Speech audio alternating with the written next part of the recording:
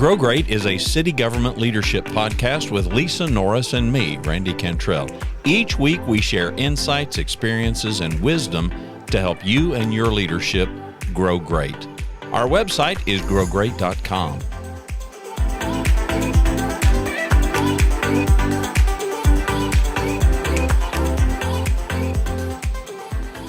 Randy, I don't know about you.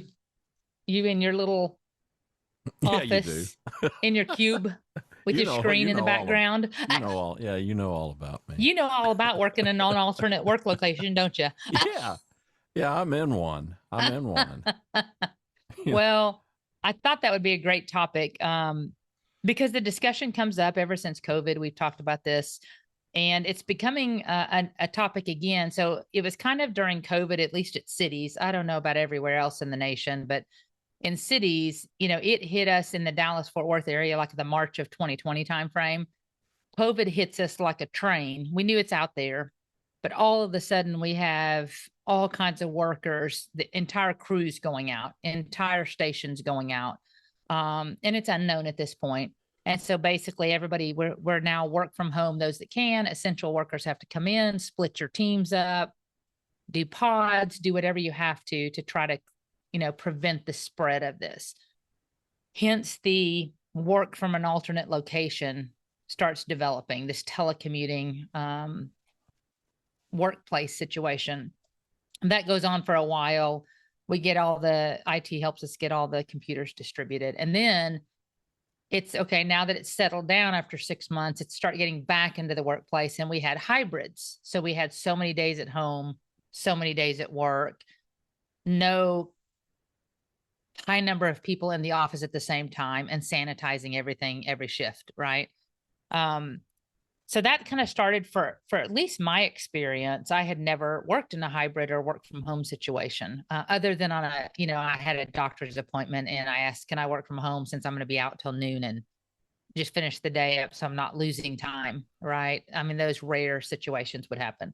But this is truly a hybrid schedule where we have you work Monday, Tuesday from home, and then your other coworker works Tuesday, Wednesday from home, et cetera. Now, fast forward to 2023, and there's these questions that are arising as we're trying to recruit for the last year of should we do hybrid work and allow it, and who should be eligible and shouldn't be eligible.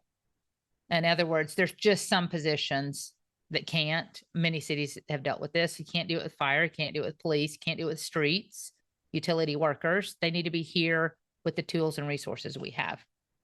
And so the challenge becomes, one, if you should do it, but what does it take to do it well? So everybody can do it, but do you know the productivity level? Do you know how do you keep people connected and the connectivity level? How do you lead a hybrid workforce? Those are all big questions that seem easy, but they're really not.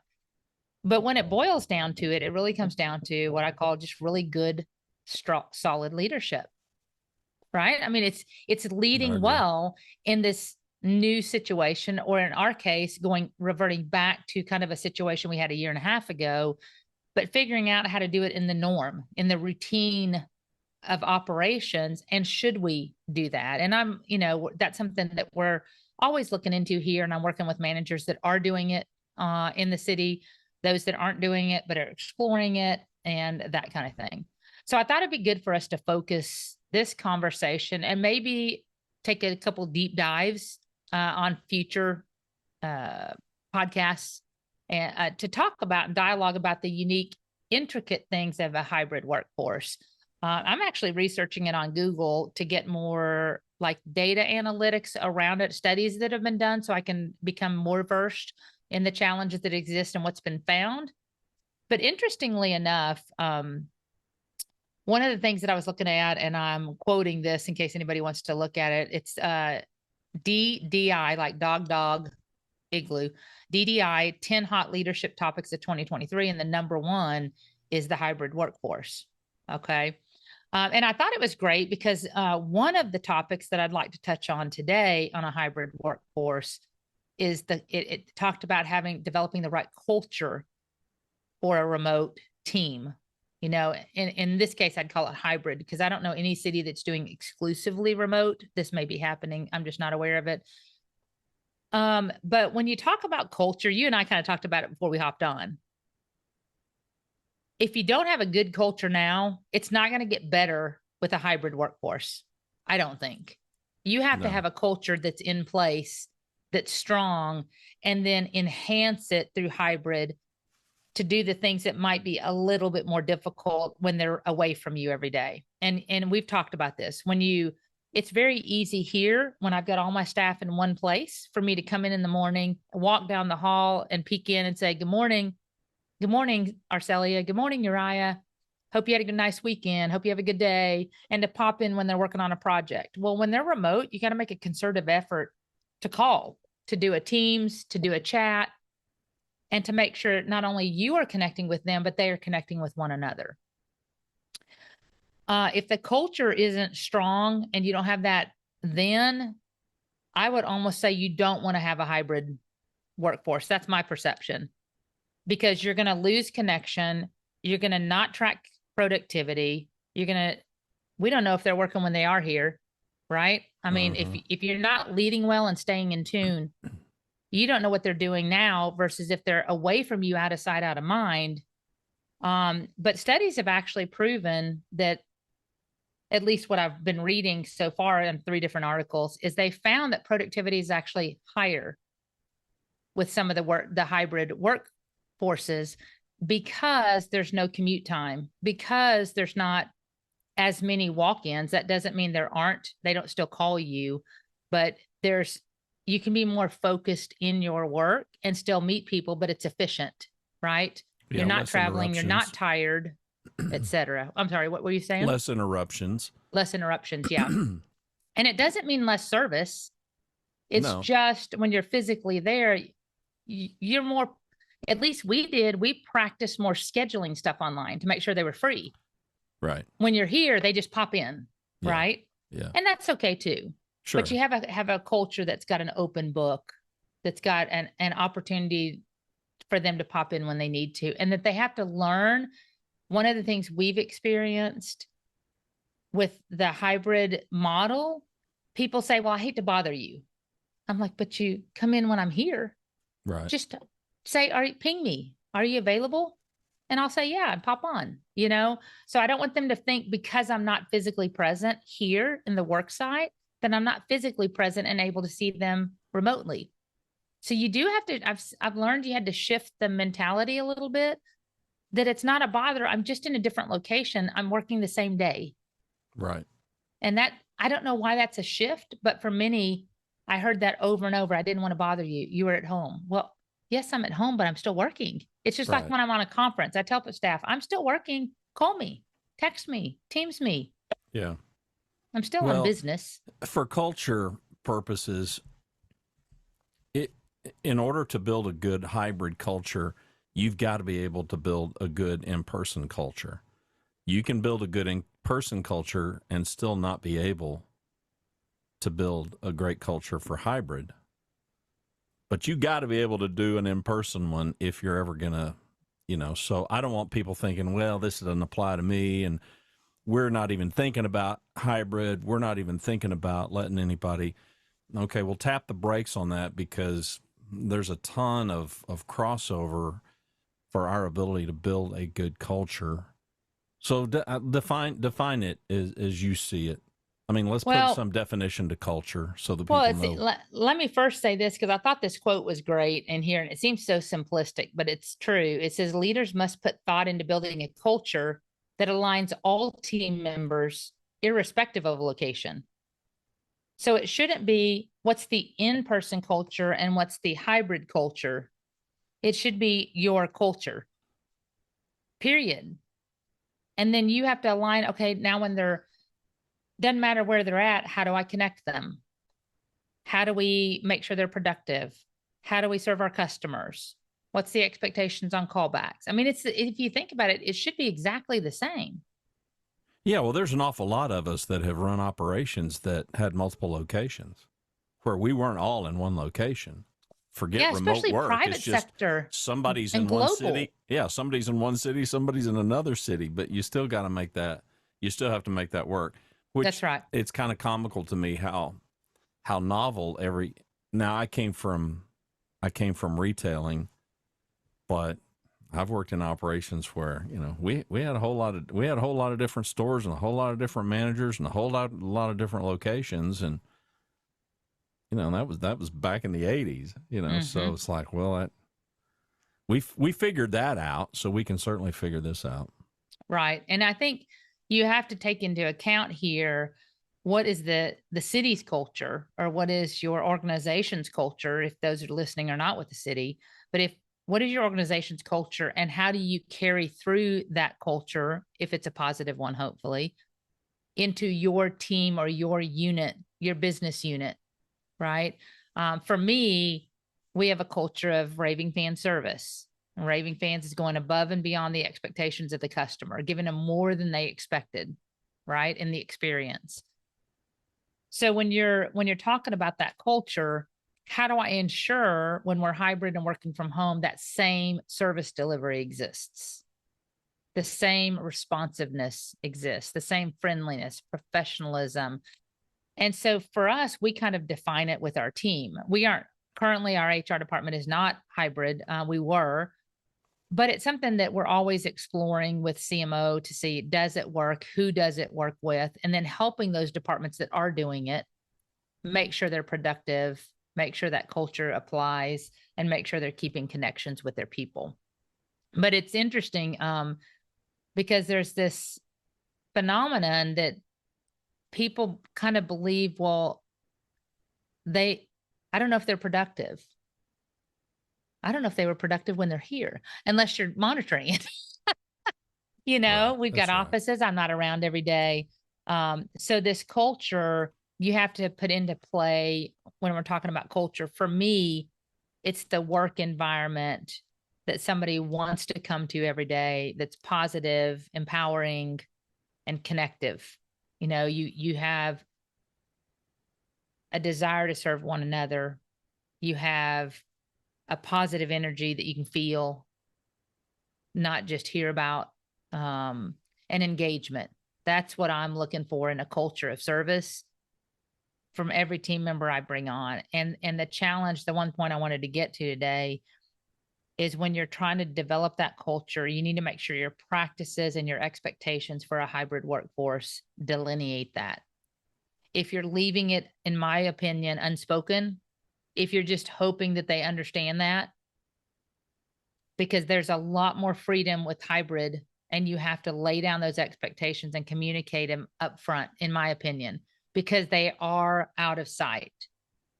So you have to, you know, for me, it's not telling them necessarily the rules, although we do make them sign a document. The way I relay it is, guys, this is a privilege that has been offered to us from the city manager's office. And I want to show them what a great job we can do in a hybrid schedule and serve our customers well. So let's make ourselves shine, which is different than, if you go out on a hybrid, you better well answer that call every 24 hours, you know, in 24 hours, right, or answer that call in 10 minutes or less. And it's a dictator of, you're going to sign this or else. I try to make it, well, that's tyranny. Have influence, make it positive for all of us, so we can continue doing it. Show them how this can work really, really well if it's done right. And let's be the example, because we are HR. But you use two words there, I think, that are really important and worth a few minutes of attention, and that's want and desire. And for me, culture, those are huge components of it all. You know, we have to get alignment with what we want and what we desire. We being everybody in the team. I mean, let's use ourselves as illustrations. So Rhonda and I had our desires aligned in what we wanted in, you know, this desire to have a place over in Arkansas. You and Don y'all were on the same page. I mean, how many couples, she wants this and he wants that. They love each other, but they want completely different things. I mean, imagine you and Don going through that. Thankfully you didn't, or Rhonda and I going through that and what we were desiring. So there's culture in our marriages, there's culture in our friendships, there's culture in our work. And so much of it stems from, can we be unified in what we want? Can we be unified in our desire? And for me as a leader, a big part of it was evangelizing, selling, if you please, preaching the message to get buy-in. It's a trite phrase, but it's as good as any, to get people to buy into this bigger thing that we're all trying to accomplish that would be virtually impossible for any of us to do by ourselves. But man, together, look at how significant an impact we can have in our city, in our community, and in our team. And that's a big thing. And we got to be able to do that in person before we can even think about migrating that, to a hybrid. Right. And there's kind of three components, I think, as we dive into this kind of mini series on a hybrid workforce. And I hope our listeners will write in on, on our Gmail account and our Grow Great Gmail to tell us their experiences, because I know they're out there and what's working and not working, because that will also help us tailor our we're all still dialogue trying to on figure that. this. We're all still just trying to figure this out. Absolutely. So I'm hoping listeners that are out there, please write us, because we want to hear about your journey. We want to hear about your challenges and positives that you've experienced so that we can address them. But to me, it kind of falls in three areas, Randy, that I think we'll take a deeper dive on, that may give insight and perspective, and that we may learn from others that share with us. One is we've talked about the culture. How do you create the culture first? Because that has got to exist. It's kind of like our leadership recipe, where humility has to be the foundation. You have to have a culture that is going to work and support a hybrid workforce. And part of that culture is going to come down to, how do you keep them connected, the connectivity, not just connected by a virtual platform like Teams or Zoom, but truly connected with the individual, so the team camaraderie and team spirit can flourish, right? That service to others can flourish, that our business partnerships can flourish. So it's the connectivity. The second thing is make sure, what you should be doing when they're present at work site, is hiring right. You have to have the right people that can effectively do this. If you have people that are prone to take advantage of it, that are taking advantage of other things, they're certainly going to take advantage of more when they can't be seen, right? Every day. So you have to have trust and integrity in those that you hire the best you can as you hire. I call it hiring right. You need to hire right as best you can, that we all know from a 1 or 2 hours worth of interviews. We use it, actually, it's called a zero risk work assessment. And it's not a personality assessment. It's a work style. It determines self-awareness, political savvy, ability to work in new situations, things like that. And it's pretty amazing tool that we've been using since about 2009 on not all new hires, but many new hires, the departments that wish to use it. Tools like that help us hire right, get the right people on the bus that we can trust, and then establish the trust so that we can send them out on the workforce. And then the last thing is a gauge of productivity. You have to know how to manage generally and lead your team well in order to manage productivity and track it and follow up and set expectations that are reasonable and a known source, in order to demonstrate we haven't lost efficiency, because we are taxpayer dollars. And I think it's critical in determining that you know what is being accomplished, and you know that the time is being used wisely for what we are paying them. I say a day's pay for a solid day's work.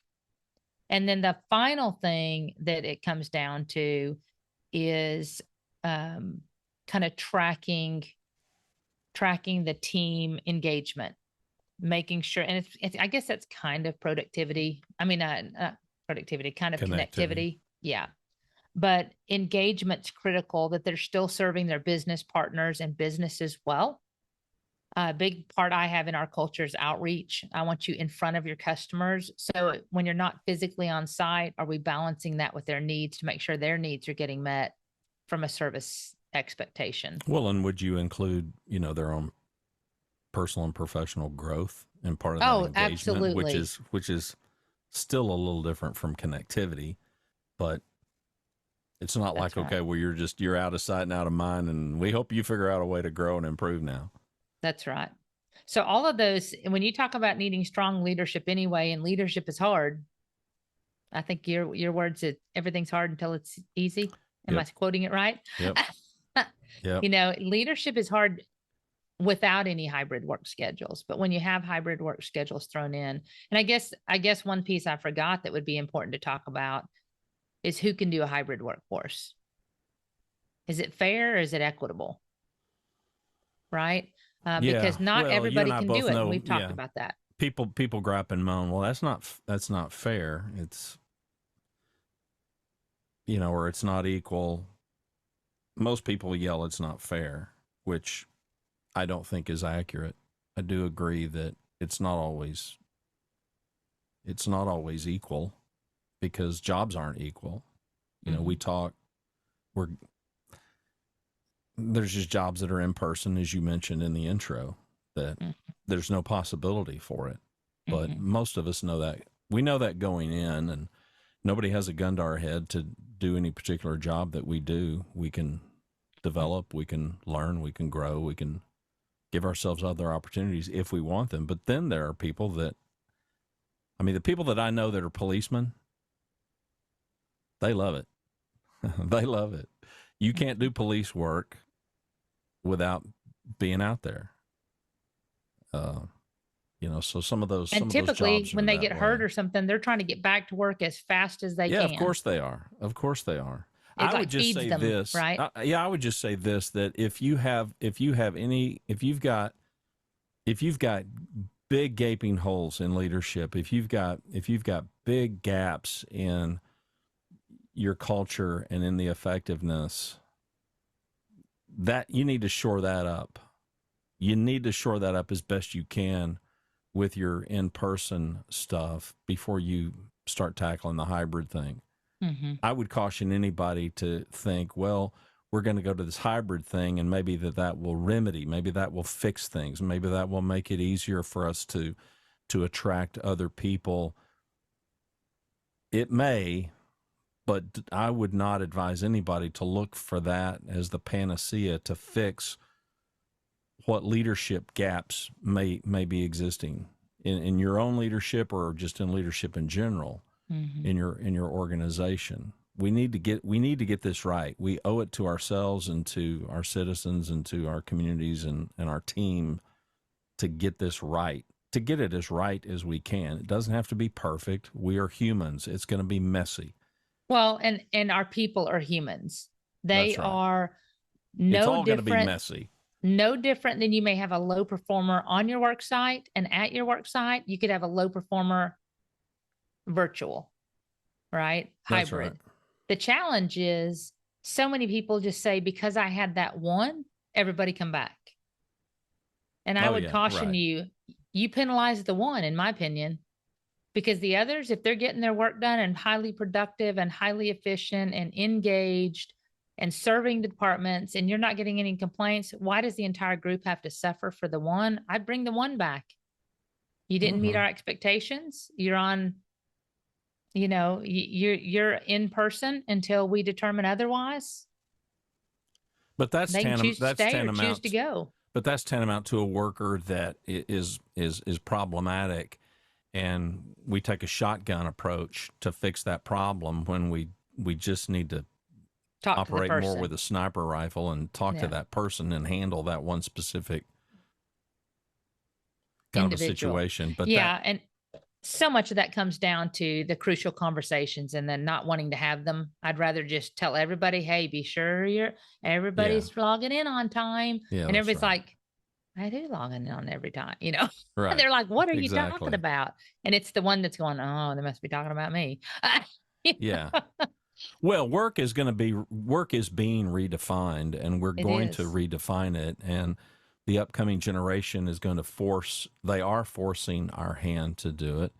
And while the pandemic was this sudden, Emerging. unknown threat Mhm. that kind of blindsided us and happened all very quickly, now we're at least taking some time to be more thoughtful and introspective and figure this out. And I think we should. And whether your organization ever implements it or not, I still think there's lessons to be learned in just even the exercise of trying to figure out how would we do it. I've not met any CEO or any top level leader who isn't dramatically improved by a whole bunch of what if thinking. Mhm. What if we did that? What would this look like? Even if you don't have intentions of pulling the trigger on a hybrid work, it's best to go ahead and be thinking about it, because the odds are you're already having to think about it. And if May you the odds aren't, be in your favor. yeah, and if you aren't, I'm going to be stunned if within the next 3 to 5 years you're not up against the wall having to think about it. So it's better to be proactive, and let's get ahead of this curve, and let's be pre-thinking these things right now and figure out ways that we can do this. And I think there's a benefit. I think it can improve our abilities in person. If we can figure out a way to better connect, like you and I are doing this podcast, well, that's only enhanced if you and I are sitting across a table physically from one another. That's right. It strengthens, I think, from a hybrid model standpoint, I do think that's a beautiful model for a city, because not for every city. And trust me, again, culture, each city is going to have to assess this and what their community expects and what the culture is. And is there an expectation of presence and visible presence or not?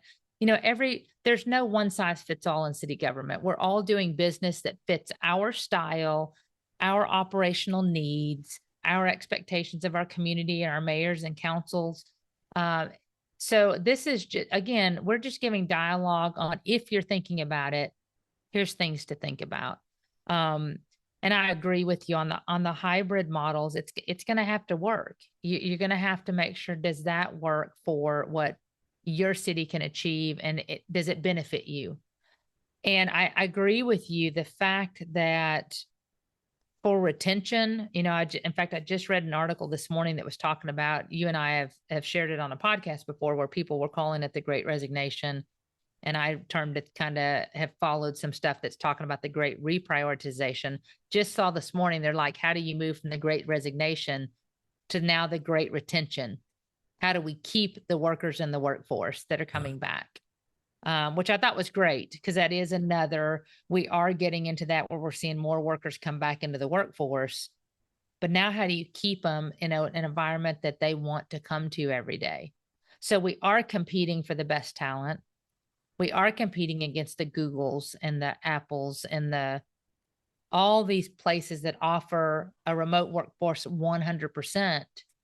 We are going to have to adapt, I believe, long-term, and find models that do work, that offer a balance, because we offer retirement benefits that private sector doesn't offer, but they may offer a 100% work from home. We're going to have to sell what we offer.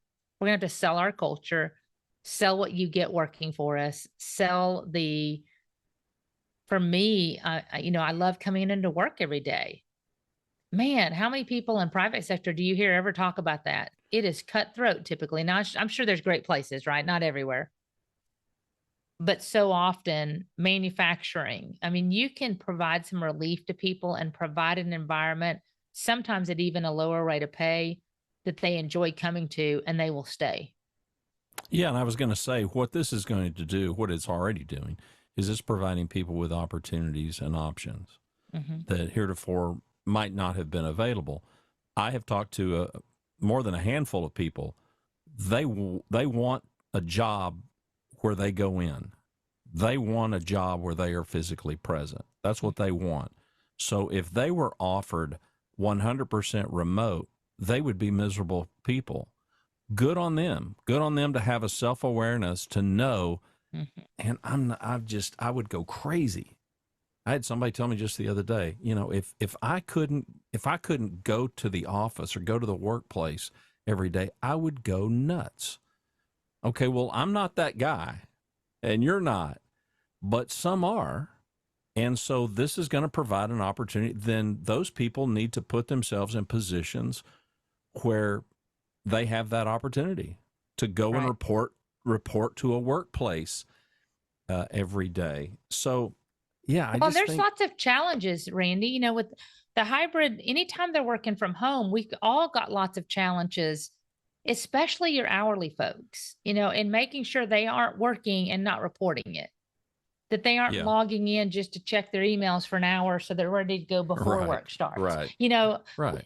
there's also challenges on um there. I know that there was times for me, and I've talked with other people that are saying there's stuff that I can do very effectively from a different work site, but there's a lot of stuff. I need my double monitors. I need my efficiency. I need my printer, my scanner. And I Yeah, don't want to have to be taking all that stuff back and forth to the office or that's having two right. That's sets. right.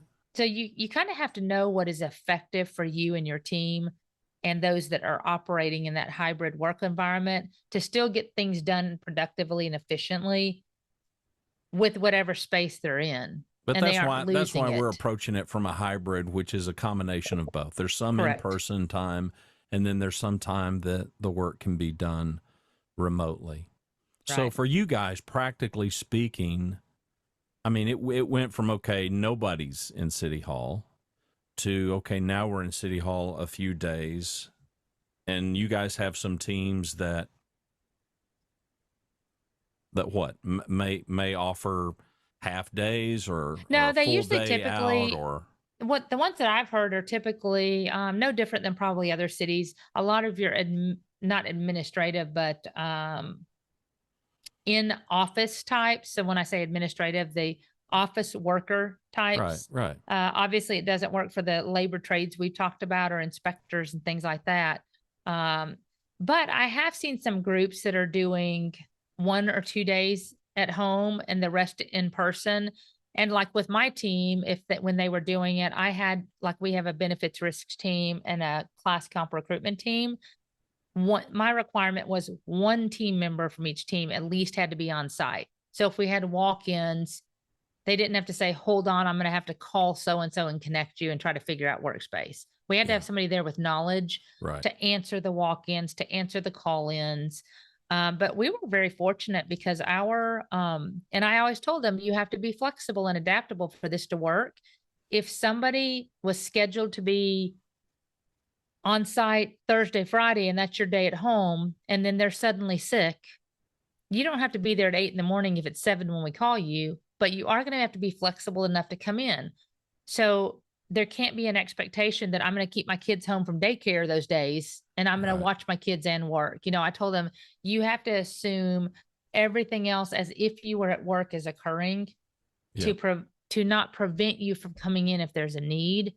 And you have to be willing to do it because if we all of a sudden are unwilling to come in on the days that are unpredictable and somebody's out, then it's not going to work long term because there's going to be resentment built up. We just know maybe the next week we give you 4 days at home and that person who was sick maybe comes in the 4 days. Do you see what I'm saying? We Yeah. tried to make it Right. very just reasonable Yeah. And and flexible. equitable and flexible so that everybody's respectful of what we're asking of one another on our team. That it's not an entitlement mentality. Yeah, and it's obvious to you and I both that some organizations with very small teams, very small organizations, real small head counts, okay, that's going to look different. Yeah. I mean, it's just going to look different because of the number of bodies that might be needed to occupy city or town hall. So Yes, correct. So I think as time, hopefully that kind of gives an overview of what if you're facing the hybrid team or facing work from home. I really hope listeners tell us, what their experiences and challenges, because I may not have seen that yet. And they might have great insight on if they're working, maybe they're working 3 days from home and 1 day in the office. And they found ways to make that work that we can share with other listeners so that it kind of meets the needs of everybody. But I think as we move forward, we'll take a deeper dive on each of these topics. I've kind of written them down on the connectivity, the culture, productivity, and then how do you determine eligibility for telecommuting or hybrid workforces? And we can kind of take a deeper dive. What are some questions before we dismount? Are there what in your mind are there questions that the audience that we should be asking ourselves as we're trying to navigate this and figure this out? What are the big looming questions in your mind? Really, the one the only experience I have is tell you what I get. It's one, how do we make it work? That's the big looming question. And we've talked about a bunch of topics within that. Yep. That's the one I get the most. When city managers is looking at this, they're hearing the issues that have escalated. Right. Typically not the positives, like anything. Of if course. it's running well, you don't hear from anybody. Yeah, right. But it's they were at Home Depot. I caught them, they weren't logging on for 4 hours and I didn't realize it and I'm not seeing any work done. How do we track it? So it's one, just ensuring an expectation when you're not on site that everybody should be upheld to. And then 2, how do you track productivity, which is what we're all doing, whether you're in office or not? How do we track that without it being burdensome and micromanagement?